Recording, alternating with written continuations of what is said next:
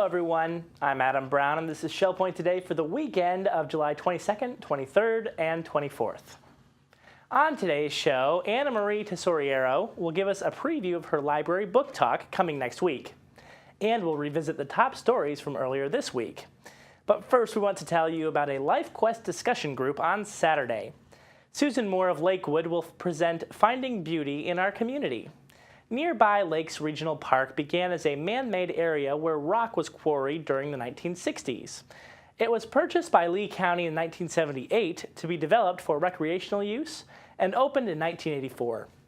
Come learn how far this community park has come in this Life Quest presentation with Susan Moore and gardening expert Wes Higgins at 10 a.m. in the Grand Cypress Room.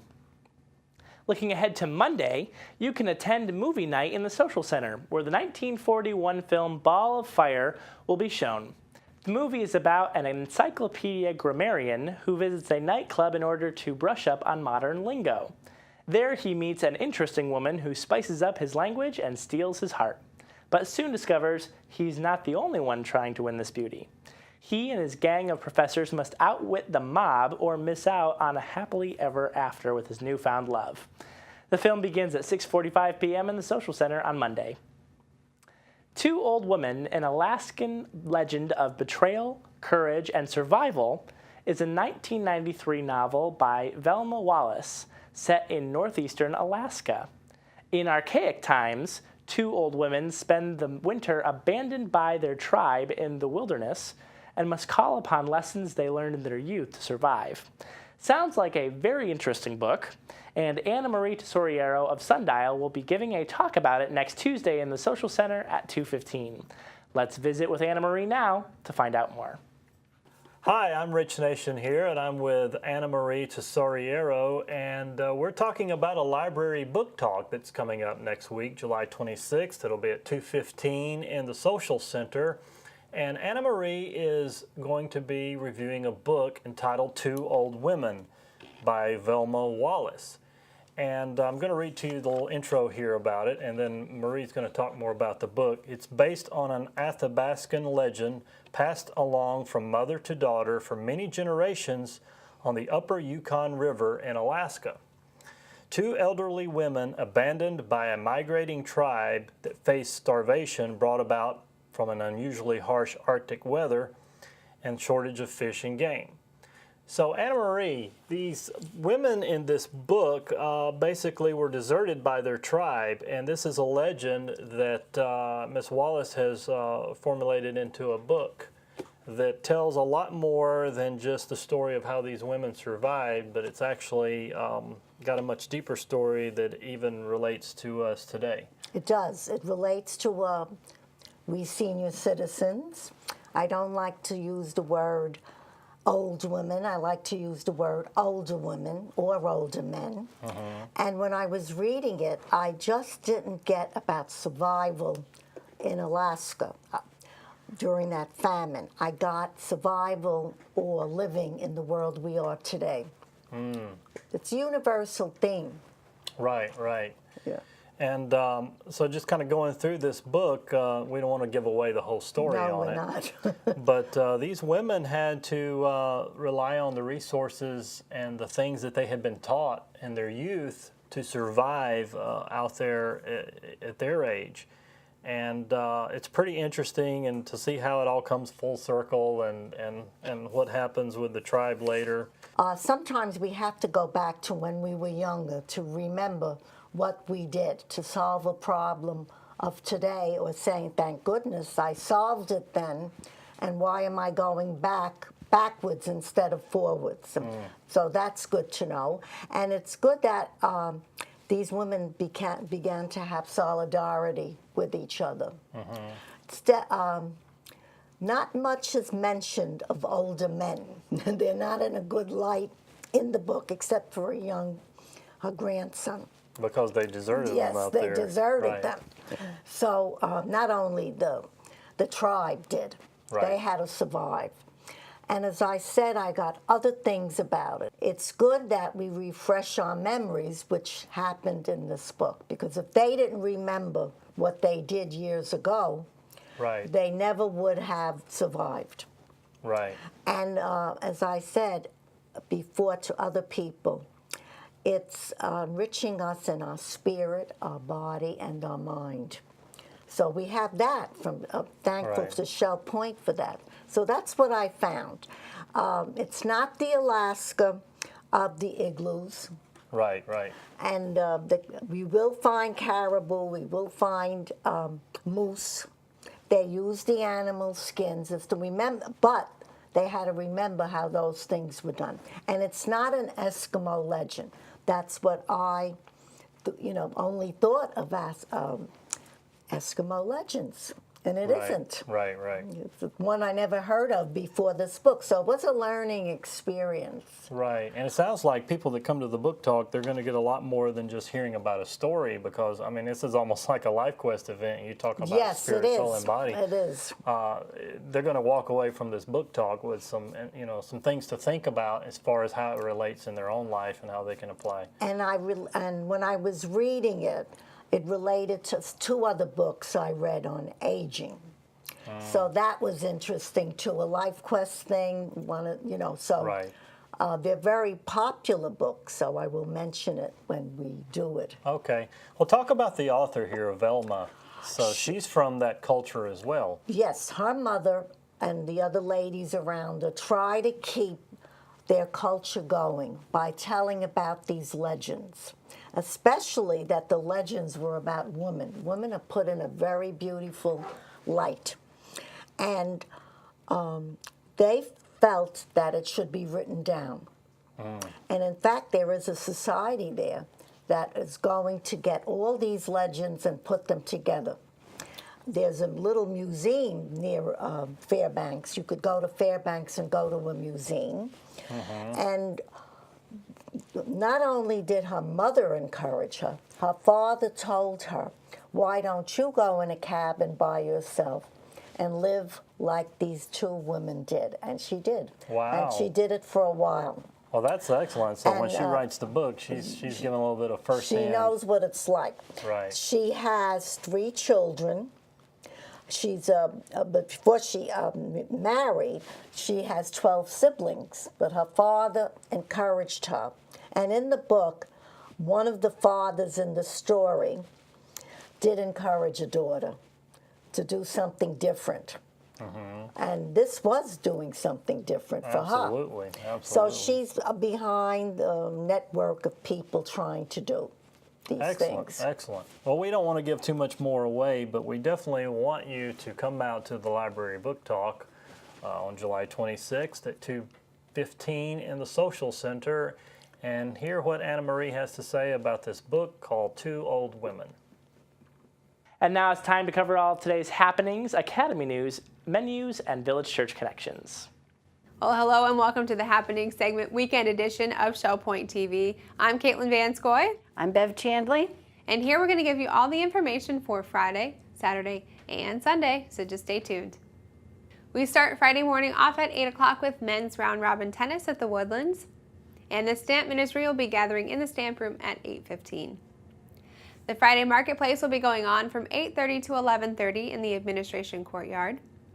And 9 o'clock's the time for canasta and samba on the common second floor lobby of the Woodlands. At 10 o'clock, men's match play tennis is going on at the Woodlands tennis courts. And inquiring minds will be gathering at 10:15 in the Manatee Room. Also at 10:15, the Model Yacht Sailing Club will be meeting at the Commons Lick at the Woodlands. Well, that's it for the morning. Here's Bev for the afternoon. Thank you, Caitlin. We're going to start with a 12:30 mixed progressive bridge game at the game room of the Woodlands. And then we have a 12:45 Health Connections class, Zumba Fitness in the Health Club. Advanced table tennis will be held in the Tarpon Room at 1:15. And we also have a 1:15 Health Connections class, Ocular Surface Disease and Repair. That'll be in the Social Center on the island. The quilters will be gathering in the Osprey Room at 1:15. And we have our first Vespers at 1:30. This one's at the Community Room of the Arbor. Bid Euchre will be played at the Sable Room of the Woodlands at 2 o'clock. And at 2:15, we'll have water volleyball at the Life Quest Aquatic Center on the island. Our second Vespers will be at 2:30 and held at the Community Room of King's Crown. And the final Vespers of the day is at 3:30 at the Springs. We have game night at the Resident Activity Center at 6:45, and that wraps up Friday evening. So Caitlin's going to tell you what's going on for Saturday. Well, thank you, Bev. Saturday morning starts at 8 o'clock with pickleball at the game courts. Also at 8, round robin tennis is going on at the Woodlands tennis courts. At 9:30, we have men's and women's doubles tennis at the Woodlands. And duplicate bridge will be played at 9:45 in the Manatee Room. At 10 o'clock, we have a LifeQuest group discussion. It's entitled Finding Beauty in Our Community. That's in the Grand Cypress Room of the Woodlands. We move to Saturday afternoon for 1 o'clock chess in the Library Lounge. And table tennis is occurring at 1:15 at the Tarpon Room. Basic line dancing will wrap up our Saturday at 3:15 at the Health Club. Bev, what's going on Sunday? Well, Caitlin, we're going to start at 9 o'clock Sunday morning with Christian life studies going on both at the Game Room of the Woodlands and at the Village Church. At 10:15, the morning worship will be held at the Village Church. We're going to jump all the way to 4:15 in the afternoon with Latin-sized dance group. They'll be in the Health Club on the island. And our final activity for the evening and the weekend is at 6:15. We have our evening service at the Village Church. We hope you have a wonderful weekend, and we will see you back here next week. Hello, I'm Terry Coleth with your Academy information for Friday and the weekend. Friday, July 22nd at 1:15, we have the iPad, iPhone, Mac free walk-in clinic in the Manatee Room of the island. On Saturday, we have the history of the Olympic Games in Greece. This will take place in the Grand Cypress Room of the Woodlands with Professor Adrian Kerr. You can sign up right at the door. Let me share with you some new classes coming next week. On Wednesday, the 27th of July, we have an Academy on the Go number 6. It's Art After Hours at the Baker Museum. Menus for your weekend. In the Crystal Room, the Crystal Platter on Friday is seafood ravioli with breadsticks and dilled green beans. For dinner, they have their a la carte menu. The soup of the day is Manhattan clam chowder. In the Island Cafe on Friday, the sandwich special is kielbasa and kraut on a hoagie with fries for $7.75. Dinner specials in the Palm Grill are hanger steak for $17.95 or Florida lobster tail for $22.95. On Saturday, the Crystal Room is closed. In the Island Cafe on Saturday, the sandwich special is a salmon club sandwich with coleslaw for $7.75. In the Palm Grill on Saturday, you can have prime rib for $20.95. On Sunday, the Crystal Room features its Sunday brunch for $17.50. In the Island Cafe, the sandwich special on Sunday is a hot dog or a hamburger with potato salad, watermelon, and ice cream for $7.75. And the Palm Grill is closed on Sundays. All menus are available 24 hours a day at www.shellpoint.net.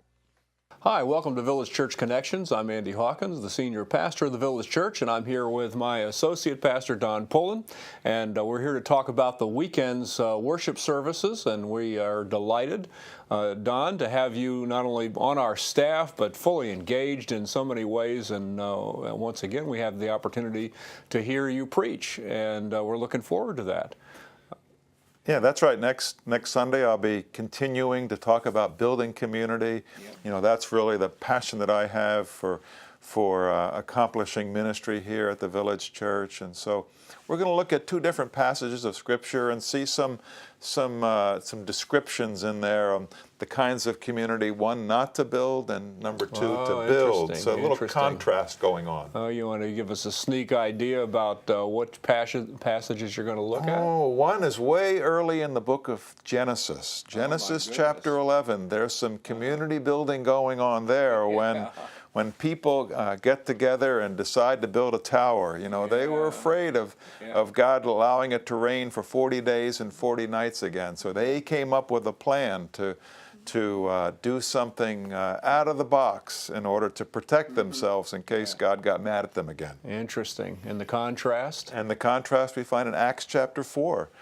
There in Jerusalem, the young church continues to grow daily. God continues to bring increase, and we see this engagement of people to people, engagement meeting the needs of others, gathering together to share food, to share their lives with one another. And we see that As another picture, we have the picture in Acts chapter 2, but we also have a picture in Acts chapter 4 of this community that God is building there as the church grows from its infancy. Yeah, fantastic. Well, that's certainly an important dimension of our aspirations as a church. As you know, the Village Church has a mission statement, and that is that we're building a community of forgiveness, purpose, and hope in Jesus Christ.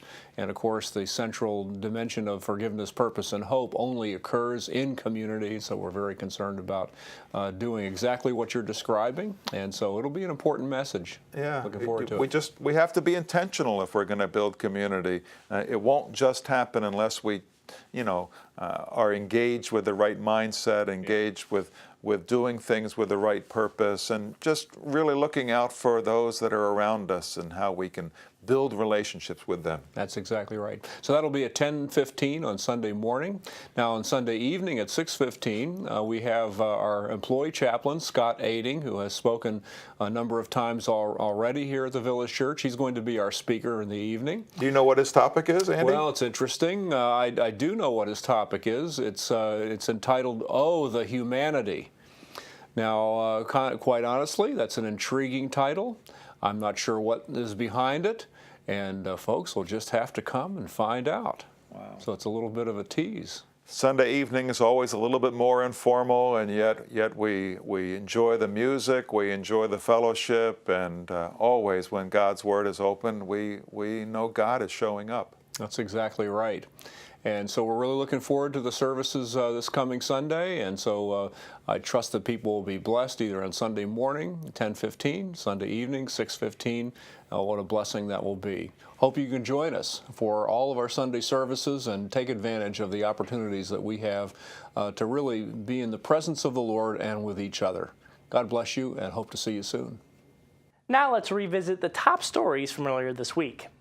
The assisted living tea and tour events afford the opportunity for you to learn about the continuum of care here at Shell Point, tour the assisted living facilities, and meet your case manager. There's one more opportunity this summer for the tour, and it will be held at King's Crown next Thursday. With all the latest information, here once again is the Director of Assisted Living, Rita Southern. Hi, I'm Rita Southern. I'm the Director of Assisted Living here at Shell Point. I'd like to offer you an opportunity this summer to attend a tea and tour of one of our assisted living facilities here at Shell Point. It's an opportunity to come and tour an assisted living facility of your choice and listen to a presentation about the services and amenities that you have available to you as a Shell Point resident. This is an opportunity for you as a Shell Point resident to gather information as you plan for the future of when you would like to go to assisted living, what you can expect in the way of services, what pathway to follow as you make that decision, which assisted living facility would I like to move to. We look at making resident apartments available to you to tour. It's always interesting as you make your way through one or the other of the buildings to find a neighbor that you know and get acquainted with their apartment. Our residents really enjoy opening their apartments and greeting residents as they tour, and enjoy the pride that they have at offering their homes for their fellow neighbors to come and look at. One of the benefits of enjoying these tea and tours is, as our Shell Point residents are planners, it's critical to ask questions and get the information that you as a resident will need to understand, when do I really need to start thinking about assisted living? What are the key signs that I'm going to be looking for? What are the questions I should be asking? Maybe my family might like the opportunity to look at assisted living. If you do have family visiting or friends visiting over the summer months, this is a great opportunity to invite them to attend the tea and tours with you. they're welcome to come. We've got plenty of space. It is important as you look at the dates for our teas that you make that reservation call. We'll be offering again at the King's Crown on July 28th at 9:30. I would ask that as you think about making that reservation, that you call 454-2077 and just let the staff know that you'll be attending. The thing that you also would want to keep in mind, if you attend one of those presentations, then you're welcome to just simply come for the tour only of the other two presentations. That way you don't have to stay for the full presentation, you can just enjoy the tour. But this is really a great opportunity to put that time and effort into gathering information, perhaps not now, perhaps not for the immediate future, but for the coming future, for a time down the road when you don't know what might be coming. You just want to have the information and be ready and prepared, as all Shell Point residents do. We're looking forward to seeing you at the coming Tea In Tour. Have a great summer, and we'll see you then. Live oak trees that have been growing by the chiller plant just southwest of Eagles Preserve are getting new homes over at the estuary. These trees will serve a better purpose by providing shade and enhancement to this beautiful estuary property. Earlier this week, we showed you the planting of one of the trees.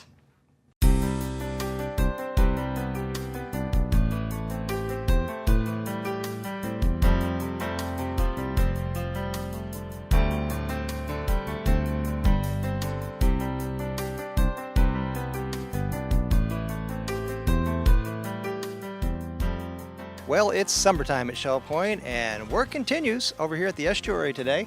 They're moving some live oak trees. Now, you know, the Shell Point yard crew has a nursery to grow all kinds of plants, but they actually have been growing these live oak trees. They've been growing along the road right across from the chiller plant. Now, you can imagine what it would cost to buy one of these trees and have it brought in, but they've been growing there, and now every other one along the road across from the chiller plant is being dug up and transplanted over here around some of the homes and the estuary.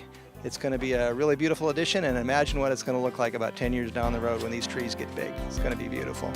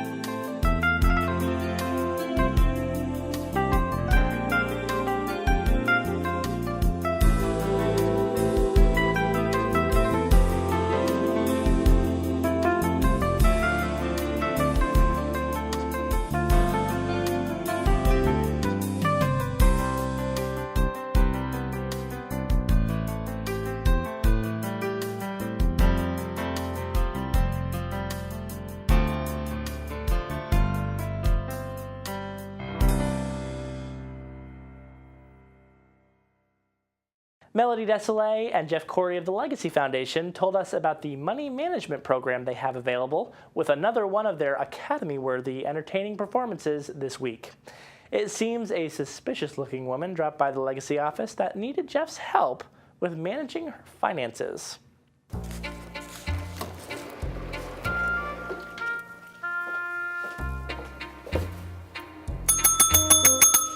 Hello, Mrs. Lorenzo. Yes, darling, I'm here for my appointment. Please come into the conference room. Why, thank you.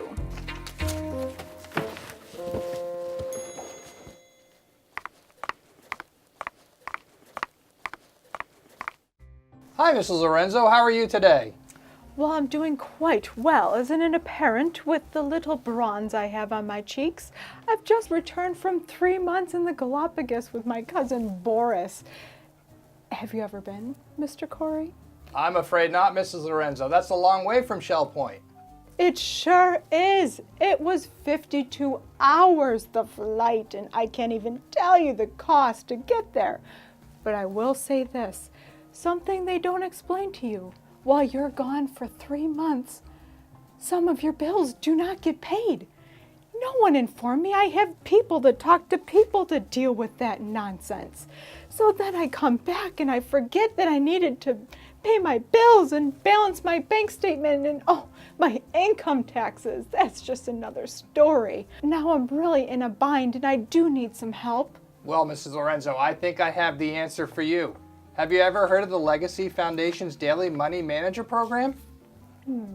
Yes, indeed I have. I was in the Crystal Dining Room the other night, waiting for their delicious shrimp souffle, and someone talked about the Legacy Foundation and the Daily Money Management program.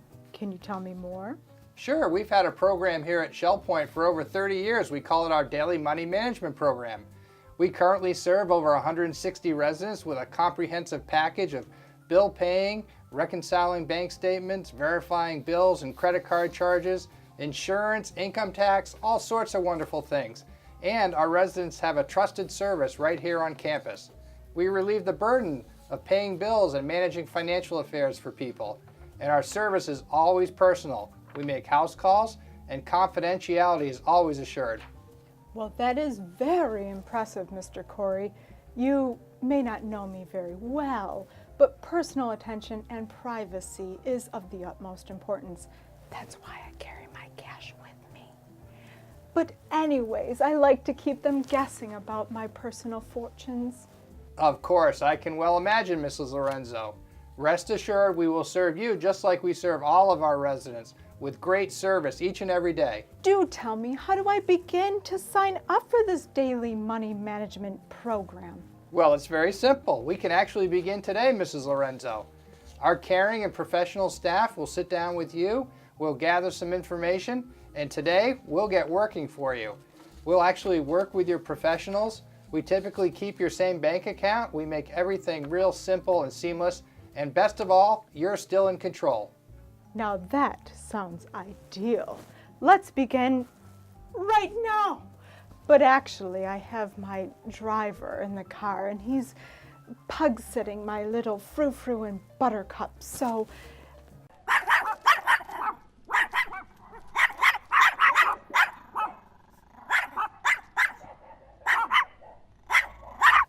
Yes, he can wait. I'm so delighted to start right now. But may I have a spot of tea?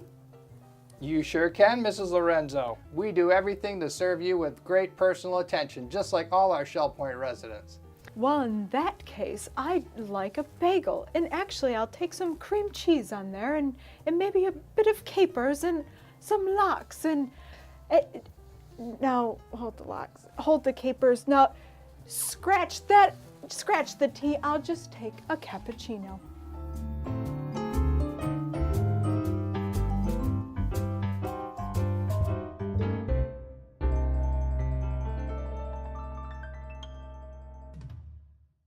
Ruth Duber has a recipe she calls triple mustard sauce.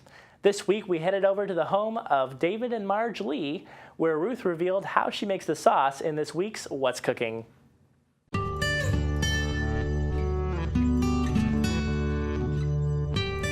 Hi, I'm David Lee. And I'm Ruth Duber, and this is What's Cooking at Shell Point. And I'm going to do, actually it's triple mustard sauce. And it's a recipe that came from my friend Dee Dee Darcy. We've done some cooking shows together. And it's just something that I keep in my refrigerator because it is so versatile and so easy to make. One of the fun ingredients is Durkee's famous sauce, which years and years ago, that was a staple in every kitchen. And it's a good sandwich spread and everything else, but I'm going to mix it with some other things. We're going to have some dry mustard that we're going to use, and Durkee's dressing, Grey Poupon, and mayonnaise. And I use the light mayonnaise. So we're going to start with a half a teaspoon or half a tablespoon of water. And then we're going to put a half of a tablespoon, which is a teaspoon, of dry mustard. And we're going to mix this together before we add the other ingredients.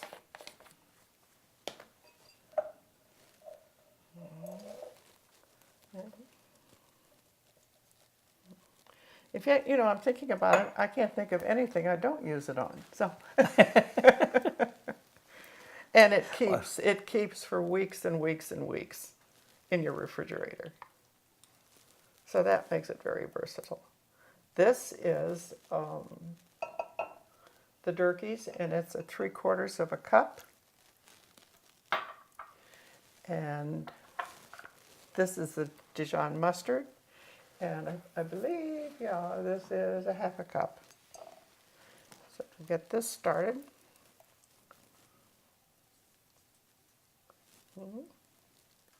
get that all out there. Now before I put the mayonnaise in, I'm going to give this a stir.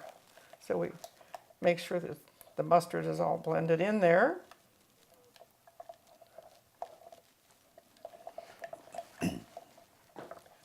Okay. Ooh, smells so good. I can smell it from here. And this is the 1 cup of mayonnaise. Now, believe it or not, this is just a half of the recipe, the original recipe. So that's why it's good that it keeps so long. Well, depending on, you know, what you use it for. So there's your mayonnaise. Okay.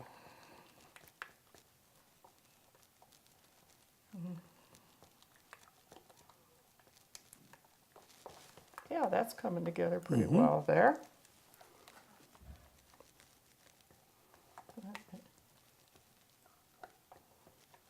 I could have used a larger spoon. I can loan you one if you want. No, that's all right. It's almost done now. Yeah, I know. Yeah, I didn't think about that. Yeah. I'm getting hungry already. Well, you didn't eat all the pretzels that I put I know, out, so, yeah. so, okay. So we're going to But put this in The day is young. a nice serving dish here. It looks pretty.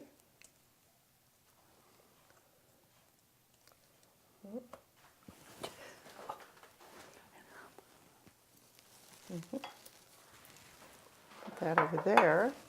Now here's one way that you can serve it.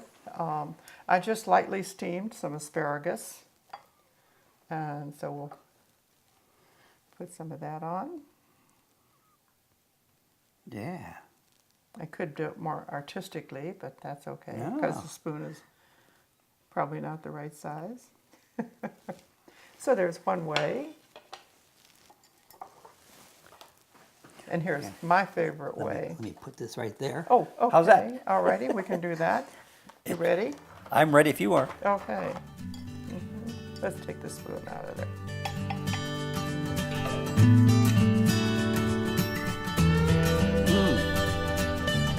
Nice and tangy. Nice and tangy, yeah. Isn't that great? Absolutely. You could do it with vegetables, you know, fresh vegetables. Yeah. I don't think fruit would work, but No, but I can see serving that with chicken. yeah, you could. And actually, I think I had a steak last night. I think it'd be good with a steak too. Well, if you've got it in your refrigerator, Yes. it's there and you can use it for anything. So this is it. Hope you'll try it, and I'll put it up on the website for you. Thank you. Bye-bye. Thanks.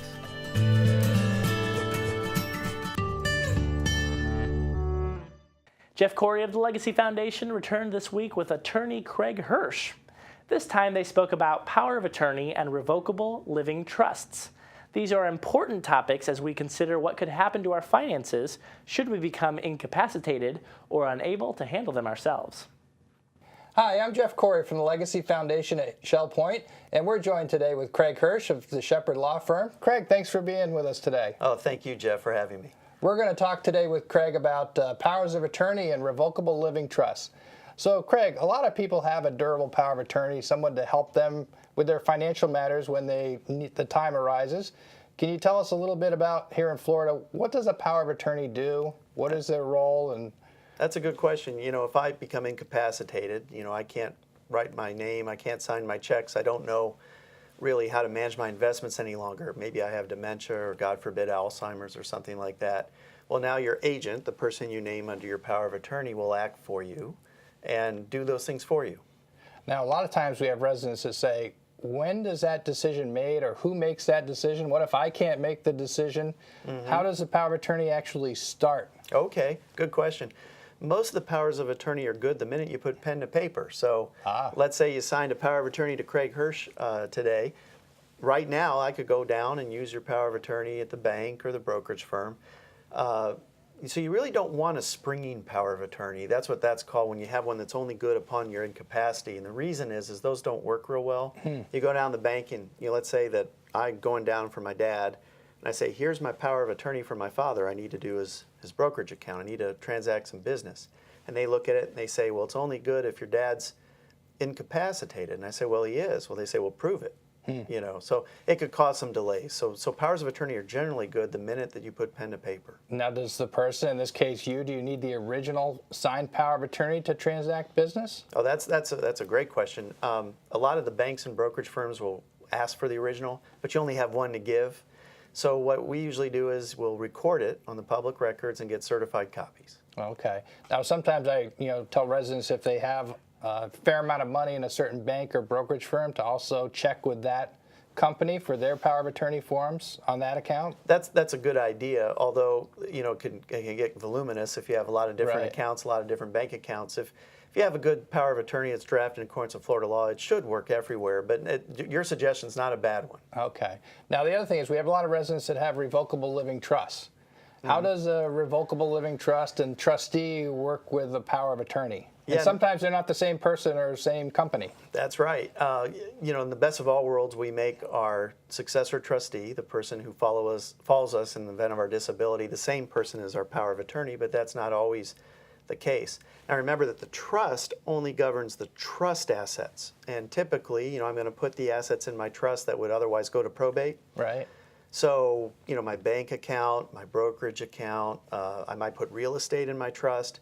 The trustee on my disability deals with all of those things. Now, there might be assets outside my trust. A good example of that would be an IRA account, 401k account, life insurance, all those types of accounts, annuities. Those all might be outside of my trust because they name beneficiaries themselves. So in that case, I need a power of attorney to deal with those assets because my trustee has no power over those assets. Those are not in my trust. So I assume when someone comes to sit down with you, you go through a list of all their assets and how they're titled and who's the beneficiary, and then you try and figure out how best to manage that process. Yeah, that's something you help people with. Exactly, absolutely. We have a little organizer we ask them to fill out, and sometimes we get resistance on that. I don't need to tell you all this stuff, do I? And the problem is, yeah, you do, because we don't know what you have and how you own it, and that speaks to power of attorney, trust, and those sorts of things. When people, and everything's confidential, of course, but when people give me a little bit of pushback on that, I say, you know what that's like? And they'll say, no, I don't know. I say, well, it's kind of like going to the doctor and saying, doctor, it hurts. And the doctor says, where? And you say, guess. Because for a guy like me to help somebody, you got to know about what you have and where you have it. Yeah. So how often do you suggest people to review their documents, to go see an attorney and make sure everything's in place? Yeah, typically if you're new to Florida, that now's a good time to go review it, because different state laws have different effects on your legal matters. And then, if a major event happens in your family, a divorce, a remarriage, new children, new grandchildren, and then I'd say every couple years, every 2-3 years, just check in and make sure everything's up to date. Good. Well, thank you for being with us today, Craig. Thank you, And Jeff. if you have a question about your estate plan, you're looking for an estate planning attorney, or just have a question regarding where your things are at and how best to handle them, feel free to give us a call on the Legacy Foundation. If you'd like to meet with Mr. Hirsch, we'd be happy to pass his information along to you as well. Thanks for joining us today. ShellPoint recently brought on a new director of resident life. Even if you've seen Laura Slack on the ShellPoint property or talking about the concert series here on TV, you might be just a little curious to know more about her and her role at ShellPoint. This week, Chief Operating Officer Scott Moore sat down with Laura to find out more. Well, hello, I'm Scott Moore. I'm the Chief Operating Officer at ShellPoint, and we thought it'd be kind of interesting to get to know Laura Slack. She's one of the newest directors here at ShellPoint. She's the Director of Resident Life. And so we're just going to take a few minutes and probe into her history and see if we can just find out a little bit about what she's done and what she's doing here for us at ShellPoint. So Laura, why don't you tell us a little bit about where you were born and what just your early years, I guess, on planet Earth. My early years. Well, I was born in Pennsylvania. I was born in Levittown, Pennsylvania, which is right outside of Philadelphia. And I grew up there until I was about 19 years old when I went in the United States Air Force. Oh, so you were in the Air Force. I was. I was for 6 years. What did you do in the Air Force? Well, for my first 2 years, I did communications. I was stationed at Hickam Air Force Base, Hawaii, which was coming from a little town in Pennsylvania. That was pretty cool.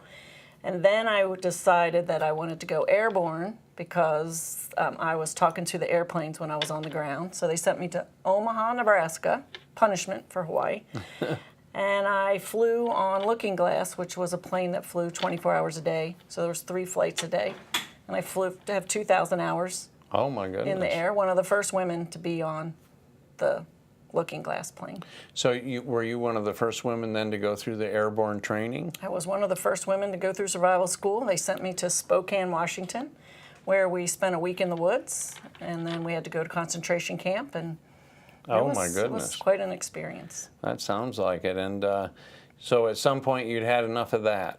One point I had enough of that. After 2,000 hours in the air with men, nothing wrong with men, but being the only woman, it was pretty tough. And so they couldn't find combat boots to fit me or a flight suit to fit me. So I went and changed career fields and became EEO, which is I investigated sexual harassment and racial discrimination. Oh, that's very interesting. Sent me to Boston, Massachusetts, which was very nice.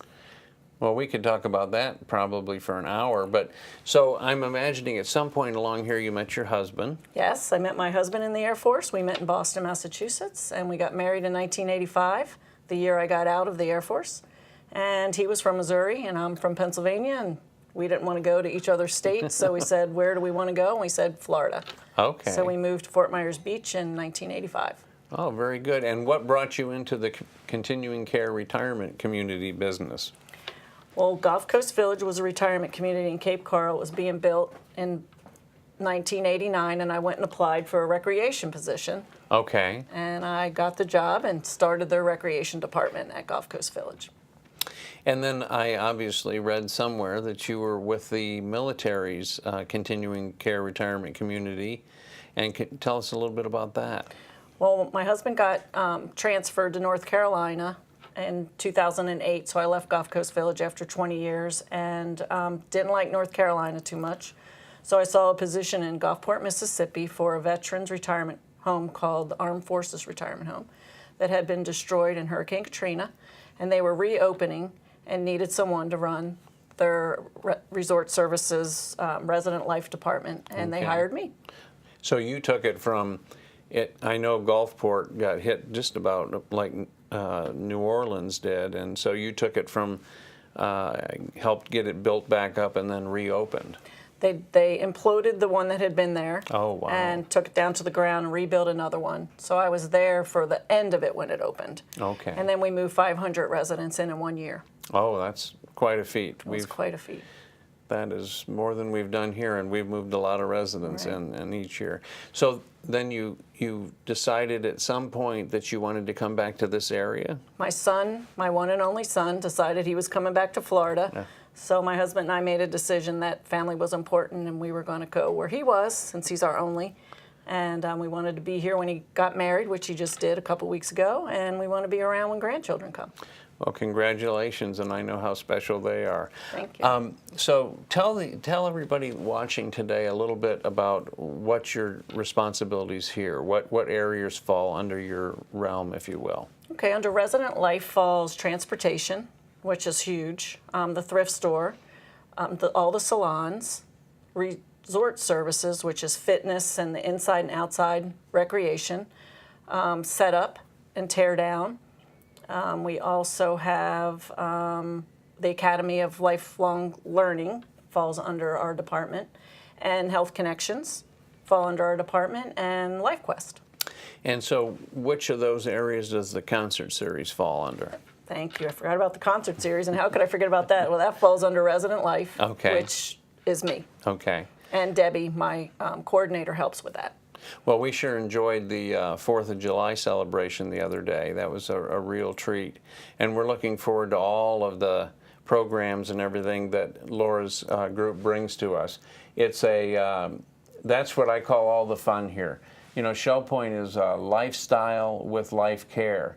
And we know that life care is the healthcare entity, and the lifestyle entity is the food and then everything else. And so we're really excited to have Laura here. We're excited to take a few minutes here and get to know her a little better. Thank you very much, Laura. You're welcome. It's great to be here. Have a great day. And that's going to bring this weekend edition of Shell Point Today to a close for July 22nd, 23rd, and 24th. I'm Adam Brown, and on behalf of everyone here at Shell Point TV, we hope you have a wonderful rest of your weekend, and we look forward to seeing you back here again Monday.